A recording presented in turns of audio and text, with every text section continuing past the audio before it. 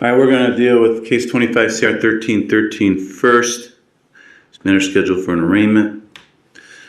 Mr. Atwater, did you receive a copy of this indictment charging you with the 2 counts of failing to appear? Yes, Your Honor. Have a chance to look that over? Yes, Your Honor. You have the right to have me read that indictment to you, and I'll do that if you'd like me to, or you can waive the reading. What would you prefer to do at this time? Waive the reading, Your Honor. Very well, then as to those 2 counts, how do you plea at this time? Not guilty. All right, the court will enter a plea of not guilty. And I'm going to set bond at $10,000 cash surety. All right, now in regards to case 25 CR 127, Ms. Smith, is there any reason not to go forward with sentencing? None that I'm aware of, Your Honor. Is there anything you'd like to say on behalf of your client? I would, Your Honor. Mr. Atwater is before this court on a failure to comply case. Mr. Atwater is a veteran. He served in the Marine Corps. He was twice deployed, suffered a traumatic brain injury that was documented from an explosion. Prior to finding himself before this court, he was established with services with the VA, attending once a month and working on obtaining a therapist. Your Honor, Mr. Atwater's PTSD kicks in as fight or flight, and for him it registers with flight every single time. It's how he came before this court on the underlying offense. It's how he came to flee his sentencing hearing, was re-entering the country from Canada after fleeing to see his family for the holidays and then turn himself in. Obviously, he was unable to complete the first part, but he is before the court humble and apologetic. It was offered that there was a joint recommendation for community control in this case. Mr. Atwater also... Before we dive in, just a quick note. This commentary is created for educational purposes, designed to help those who may be confused or curious about courtroom processes. If you don't find it helpful, feel free to skip ahead. But for those who want a deeper understanding, stay tuned. It's about to get intense. What we're witnessing here is a defendant facing not just one mistake, but a pattern the court clearly views as repeated non-compliance. On one hand, you've got a Marine Corps veteran with documented PTSD and a traumatic brain injury. On the other, you've got multiple bond revocations, a failure to appear, and now a judge who seems increasingly skeptical. The big question is this: does past service and personal trauma outweigh repeated failures to follow court orders, or does the court prioritize accountability above all else? Stick around, because the tension between sympathy and responsibility is about to explode in this courtroom. Pled guilty to an OVI. His drinking is as much tied to his service and his resulting disability. He would like the court to consider the role that his PTSD does play in each of both the offenses to which he's pled guilty and the... Well, you're asking me just to assume that. I have nothing about that. I gave an opportunity to provide me information on that, but he chose not to do that. And Mr. Atwater understands that the only reason that the court is... So my point is, you're offering these explanations, and I guess I'd take your word for it, but I don't have any... Am I allowed to speak, Your Honor? You'll get a chance in a moment. And Your Honor, that is the purpose of a pre-sentence report, and that's why it was critical to take place here. It did not, and it did not because Mr. Atwater did not appear. And so, Your Honor, we are asking for leniency in the prison sentence that is imposed. Mr. Atwater does not have a criminal history. He does have a record of service with this country as a veteran. Thank you, Ms. Smith. Mr. Atwater, you have the right to address the court before your sentence. You can say anything you want. Is there anything you'd like to say at this time? Your Honor, I'm deeply apologetic for the decisions I've made, and this is the most trouble I've ever been in my life. A lot of these terms are very new to me. Please, copy please. Just the whole situation is I was completely oblivious to. So show up to probation by 9. That's confusing? Not confusing, just wasn't feasible, Your Honor, because there was... And you shouldn't have stayed in jail. I gave you a bond because you told me you'd be able to do it.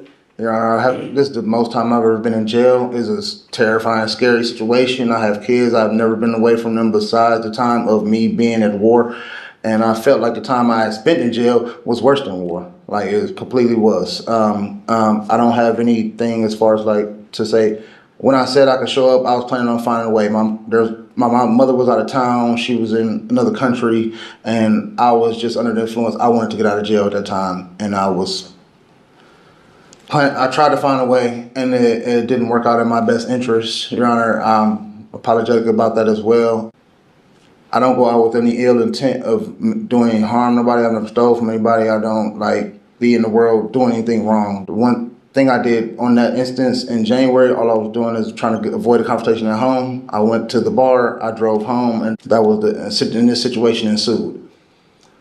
There was no craziness as far as I'm not out here doing anything wrong, just trying to raise my kids. I take my kids to football games, cheerleading practice, you know what I'm saying, the normal dad stuff, and just try to live in the world as peacefully as I can. I've been to 3 different trade schools. I do home renovations. I do a lot of different things to not be in trouble or getting in this type of situations. That night was me trying to avoid a situation, and it happened to be this is what happened from it. So I apologize for just the whole situation in totality. All right, thank you, sir. Thank you, Your Honor. Smith, anything else? Not at this time as to this matter, Your Honor. Oh, Ms. Linden, on behalf of the state. Thank you, Your Honor. Your Honor, I know we did originally say that we were going to have a joint recommendation for community control, but the problem is that you're going to be on community control, you have to show up. And it's clear that that is a difficult thing for the defendant to do for whatever reason. So the state is recommending a prison term on this matter. He does have 8 days of credit for time served. There is a requisite driver's license suspension on the failure to comply of 3 to life, and then on the OVI of 1 to 3 years. There's a mandatory 3 consecutive days for the OVI, and then a mandatory fine as well. So we'd ask that you impose those. Thank you. Thank you. Ms. Smith? Your Honor, it's my understanding that Mr. Atwater has 8 days of jail time credit since his arrival. Yeah, that's exactly what I'm doing right now. Okay. But we let's see what I get. Do you have a number? I do not. I mean, I'm looking at the docket. I mean, his bond's been revoked 4 times in this case. So back in February of this year, there was a motion to revoke his bond that was granted. The warrant was issued on February 19th, executed on the 20th. So he was arrested on February 20th. Then there was a hearing on a motion to reinstate, and the judge reinstated it at that time, but that's 5 days there. Oh, I missed that. 20th, 21st, 22nd, 23rd, 24th. So that's 5 days in February, 3 days initially. He was arrested on March 31st. Motion to reinstate was filed, and that was granted on April 8th. And he was arrested on the 7th because he showed up late for the change of plea. We got him in the next day for the plea, correct, on the 8th? Yes, And that's when he was released. So that's the 2 days you have there. And then you're saying he was arrested on 11/24, so today, 3 more days. 22 then? I don't know yet. Oh yeah, 22. I don't have a pre-sentence report to review as a neuropsychological evaluation that were ordered by this court as the defendant failed to appear to the probation department to assist in the preparation of those reports, which would benefit him, benefit the court. I've considered everything that's been said here today by Mr. Atwater, his lawyer. For the factors in 29-12, nothing stands out factually in regards to the stated factors. However, the court will note that for the fleeing and eluding charge, the defendant was operating the vehicle under the influence of alcohol or drug abuse at that time, which makes the fleeing charge more serious. Nothing makes it less serious. As for recidivism factors, the court notes, while the defendant may not have a criminal history, he has a horrible traffic history with multiple driving under suspensions, which just coincides with the conduct here throughout, just not following rules and not following orders and court orders. And he just does what he wants to do. Appears to be an alcohol problem, at least related to this offense, and hasn't done anything to address it. I don't find genuine remorse. I think I'm high. This right here is a pivotal moment. When a judge says, "I don't find genuine remorse," that's huge. In sentencing, remorse can significantly influence whether someone gets community control, basically probation, or prison time. The judge isn't just listening to apologies, he's measuring actions against words. Multiple bond revocations, missed appointments, and what he sees as excuse after excuse, that undercuts the emotional plea we heard earlier. So here's the real question. Is remorse about what you say in court today, or what you've demonstrated in the months leading up to it? Because from the bench's perspective, behavior is speaking louder than apology. Could find genuine remorse just coming here today and saying, I'm sorry, but the conduct and your behavior leading up to this shows no remorse. And other factors indicating relevant factors, just the fact that the defendant's bond has literally been revoked 4 times in this case. First, sit down, please. Okay. Yes, sir. First 2 times, it's because he wasn't able to pay for whether it was Scram or GPS, I don't remember which one it was, and it was revoked and reinstated. And it got revoked and reinstated.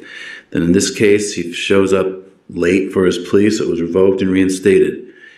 I've never seen that happen before. Someone's had their bond revoked 3 times and then been reinstated every time. And that's part of the problem here. You think you can just do what you want to do and you're going to get what you want, and then I'll end run. And then it was violated, revoked again because the defendant, when he got reinstated for the 3rd time, he was told to show up the next morning by 9 a.m. He didn't show up. Didn't call. Didn't come the next day. Didn't reach out at all. Said you didn't have a ride, but nobody knew that. You didn't call anyone to tell him that. I was under the influence. I was going to jail, Your Honor. That's all. It's not an excuse. Not an excuse. And I feel like there was a lot of miscommunication with the Scram monitor because they said they was going to pay for it, and then I got bound over to Lake County, and then they never told me that I had to pay for it. That's where all of that miscommunication came from initially for the Scram. Even the second time? Yes. When you got revoked and again it was reinstated? And you said you would pay for it? I was paying for it, Your Honor, but they didn't tell me that I had to pay for it. It was surcharge every day. So I was paying for it weekly, but by the time I paid for it the next week, they were saying that I was late. That's what that was about. I know what it's about. I didn't know that I had to pay for it ahead of time. No, you keep saying you don't know this stuff, and this stuff's explained, but you just don't pay attention or you don't want to hear it. You claim I didn't know I had to be there by 9 o'clock, or maybe it was your girlfriend who called here. Your girlfriend that called here and said it was never told what time he had to be there on that day. Well, that's I knew I had to be here at 9 o'clock, Your Honor. I just didn't have a ride from Cleveland. Bond's been revoked 4 times. You've had multiple license suspensions because you just do what you want to do. All I've done was go to work, Your Honor. I gave you enough. You say what you want to say because it's my turn to speak, but apparently you have more you want to say. So I'm going to let you say what you want to say, but then it's going to be done. We're not going to go in this debate here. Yes, Your Honor. Is there anything more you want to say? No, Your Honor. So his bond was reinstated when after he showed up late for the plea. Didn't show up to any of his appointments. Didn't call, reach out, and do anything. Showed up for his sentencing. And he left. And he's been gone September, October, November, over 3 months. 3 months. Terrible person I am. Terrible person. Worst person. Yeah. Attempted to leave the country. Never left the country. I said attempted to leave the country. We're not having a debate. I said attempted to leave the country. You were going to leave the country. I never attempted to leave the country. Your attorney just said it. And I knew you were arrested or someone trying to get near the Canadian border. No, I was not, Your Honor. That is false information. I was arrested at home. I don't know where Canada came from. From your lawyer's mouth. It was relayed to me by the state, Your Honor. Your Honor, I can tell you from what the marshal said. I was at home. So in terms of... You're going to be removed from this courtroom if you're not going to keep quiet. Yes, Your Honor. I've given you every opportunity to speak. I've asked you multiple times if you have anything more to say, and I said we're not going to argue back and forth, and you keep doing it. It's the exact history of what this case is about, that you just do what you want and don't listen to anybody. Ms. Linden? The information from Josh Robertson from the sheriff's office indicated that they had to ping his phone, that they got the phone number that was pinging within 25-meter radius of Windsor, Canada. It was across the river from Detroit. He had to reach out to Border Patrol to see if he's crossed over, and they were looking at a provisional warrant to give to Canada as a result of that. There was a Canadian counterpart that they were trying to get in touch with as well there. They were going to continue to ping the phone, and then he appeared to be the next day back in Detroit, and they were going to reach out to Detroit at that point in time, and then they continued to ping his phone, and then he was finally got apprehended. Thank you. So again, there's a history here of not complying with the court orders and rules. As for factors indicating recidivism is less likely, the court notes the defendant doesn't have any criminal history, led a law-abiding life for significant, he doesn't have a criminal history. I'm going to say he's led a law-abiding life because he's got a horrible traffic history, and that's not following laws or abiding by the laws. Again, the defendant failed to appear for a pre-sentence report, so I don't have a report that was completed, and thus I don't have under the law, the authority to impose community control sanctions. When I look at the history of this case and what this whole thing is about, there's no way the court could find the defendants amenable to community control sanctions. The very offense itself deals with failing to comply with an order of a police officer. The defendant's bond again was revoked 4 times in this case. The history here is that he doesn't comply, doesn't follow rules, and is going to do what he wants to do. So prison is consistent with the purposes and principles of sentencing. Therefore, it'll be the sentence of this court that on count 1, defendant serve a term in prison of 12 months. Count 2, he serve 180 days. By law, that must be concurrent. So 12 months in prison, he has credit for 22 days he's already served. Need to advise you upon your release from prison, you may be placed on post-release control for up to 2 years. If you are and you violate any of those conditions, the parole authority can return you to prison as punishment for violating their rules for another 9 months for each violation you commit, up to an overall maximum of 50% or half the term I just imposed, which would be 6 months. Any additional prison term imposed for violating post-release control is being imposed as part of the sentence at this time. Court disapproves defendant's placement in a program of shock incarceration, intensive prison program, or transfer to transitional control. There's a mandatory license suspension for both counts that's required. I'll suspend the defendant's license for count 1 for 3 years, which is the minimum. 1 year in count 2, there'll be a concurrent suspension. There's a mandatory fine in count 2 that must be imposed. I'll impose the minimum fine of $375. Defendant's also ordered to pay all costs. In the end, the court sentenced Mr. Atwater to 12 months in prison, with 22 days of credit for time already served, plus a 3-year license suspension and mandatory fines. The judge made it clear this wasn't just about one fleeing incident or one OVI. It was about a pattern of failing to comply with court orders. Without a completed pre-sentence report, the court legally couldn't even consider community control, and the repeated bond revocations sealed the deal. This case highlights a tough reality in the justice system. Mitigating factors like military service and PTSD absolutely matter, but they must be supported with documentation and consistent compliance. Courts weigh accountability heavily, especially when someone repeatedly ignores orders. So what do you think? Was this sentence fair, given the history, or should the court have leaned more into rehabilitation over incarceration? If you found this case as shocking as we did, make sure to hit that like button, share your thoughts in the comments, and don't forget to subscribe for more jaw-dropping courtroom breakdowns. Costs. Is there anything else for the record, Ms. Linden? No, Your Honor, thank you. Ms. Smith? Your Honor, only that in case number 25 CR 1313, Mr. Atwater has executed a waiver of speedy trial in the bond conditions and presents those to Okay, the get that court. filed. Thank you. Anything else? Not at this time. Thank you. All rise.